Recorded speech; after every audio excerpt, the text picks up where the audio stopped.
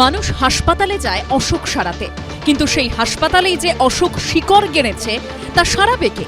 আরজিকর মেডিকেলে ধর্ষণ খুনের জঘন্য ঘটনা সরকারি স্বাস্থ্য ব্যবস্থার অনেকগুলো অন্ধকার দিক আমাদের সামনে এনে দিয়েছে। পর্দা উঠছে একের পর এক অভিযোগের ওপর থেকে। তার মধ্যে একটা হলো দিনের পর দিন সরকারি হাসপাতালে নিম্নমানের ওষুধ সরবরাহ। জুলাই মাসে হুগলির চুঁচুড়ায় সরকারি হাসপাতালে সিজারের পর একসঙ্গে অসুস্থ হয়ে পড়েন কয়েকজন প্রসূতি, তার মধ্যে একজনের মৃত্যুও হয়। আচমকা প্রসূতিদের অসুস্থ হয়ে পড়ার ঘটনা এই প্রথম নয়। এর আগে এসএসকেএম এবং উলুবেড়িয়ার হাসপাতালেও এমন ঘটনা ঘটেছিল বলে অভিযোগ।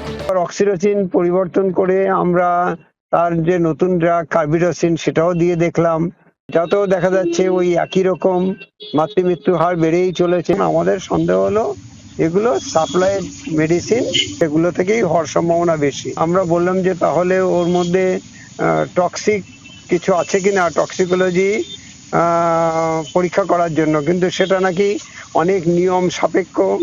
সেই নিয়মের বাইরে গিয়ে তার পারমিশন পাওয়া গেল না, সেটা পরীক্ষাও করা হলো না। কিন্তু বারবার এরকম ঘটনার কারণ কি? চিকিৎসকদের একাংশের মতে সরকারি হাসপাতালে যে বিনামূল্যের ওষুধ দেওয়া হয় তার খারাপ মানের জেরে এমনটা হয়ে থাকতে পারে। রাজ্যের বিভিন্ন সরকারি হাসপাতালে যে ওষুধ দেওয়া হয় তা বিনামূল্যে দেওয়া হয়, তবে তার গুণগত মান নিয়ে নানান সময় প্রশ্ন উঠেছে। চিকিৎসক মহলের একাংশের বক্তব্য, যে ওষুধগুলো সরকারি হাসপাতালে বিনামূল্যে দেওয়া হয় তার গুণগত মানের ওপর নজরদারি সঠিক নেই। রিঙ্গার স্ল্যাকটেক বলুন, নার্মোসেনাইন বলুন, চালালে পেশেন্টের কাঁপুনি আসছে। ইটাডিন যেটা দিয়ে অপারেশন ইত্যাদি করা হয়,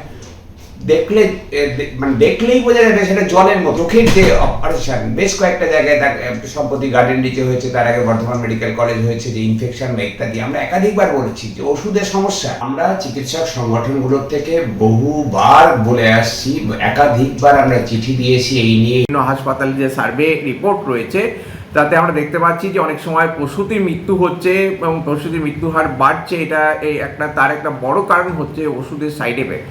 অনেক সময় আইভি স্যালাইন থেকে শুরু করে অ্যান্টিবায়োটিক্স, লাইফ সেভিংস বিভিন্ন ড্রাগ, এমনকি যে স্পাইনাল অ্যানেস্থেসিয়া যেগুলো দেওয়া হয় সেই সব ড্রাগে বুপিভেকিনের মতো ওষুধ দেখা যায়, সেগুলো দেওয়ার পরে পেশেন্ট খুব দ্রুত কোলাপস করে যাচ্ছে, সিভিয়ার সাইড এফেক্ট হচ্ছে এবং রোগী মারা যাচ্ছে। এনআরএস মেডিকেল কলেজ ও হাসপাতালে প্রাক্তন চিকিৎসক হেমাটোলজিস্ট প্রান্তর চক্রবর্তীর দাবি, ক্যান্সার আক্রান্তদের ক্ষেত্রে বিনামূল্যের ওষুধ দেওয়ার শুরুর পর ফলাফল খারাপ হতে শুরু করে। তা নিয়ে নথি তৈরি করে এনআরএস এর তৎকালীন অধ্যক্ষকে দেওয়া হয়। সেন্ট্রাল মেডিকেল স্টোরে বিষয়টি নিয়ে বিস্তর আলোচনা হয়। 2019 সালের জুলাই মাসে সরকারি চাকরি ছাড়েন প্রান্তর চক্রবর্তী। তার মতে ওষুধের গুণগত মান খারাপ হওয়ার কারণেই এমনটা হয়ে থাকতে পারে। ওষুধ আমরা আপগ্রেড করছি, করে যাচ্ছি, কাজ করছে, তো তখন আমি একটা কম্পাইল করে আমাদের যিনি প্রিন্সিপাল ছিলেন তাকে বললাম যে এরকম একটা ব্যাপার হচ্ছে। আমি হচ্ছে একটা লোক যে নন ফ্রিতেও চিকিৎসা করেছি, ফ্রিতেও করেছি।